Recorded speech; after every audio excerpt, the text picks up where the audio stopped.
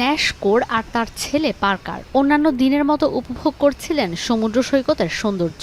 এমন সময় দেখতে পান একদল মানুষ চেষ্টা করছে সমুদ্রের পানির গভীরতা কম এমন স্থানে আটকে পড়া বড় একটি শার্ককে গভীর সমুদ্রে পাঠানোর।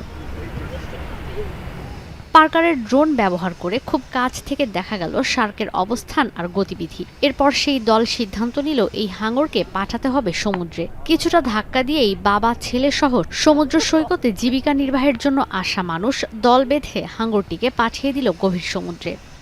Well, we were just going out to do some crab raking on the low tide, and we come around the headland, and we seen a few people just looking over, and we're like, "Oh, what's happening?" So we looked over, and we seen this shark in the shallows.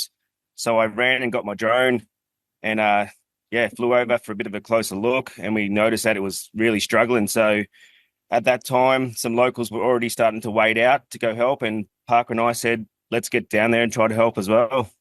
যদিও Nash core জানান হাঙরটিকে কিছুটা অসুস্থ মনে হচ্ছিল, যদিও সঙ্গে ক্লান্তও মনে হচ্ছিল। এই অবস্থায় হাঙরটি সাঁতার কেটে কতটুকু যেতে পারবে সেই শঙ্কাও করছেন উদ্ধারকারীরা।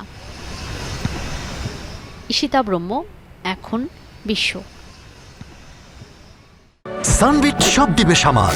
সানবিট ম্যাজিক প্রেস ডিশওয়াশিং এর মাথা ঘোরানো সলিউশন।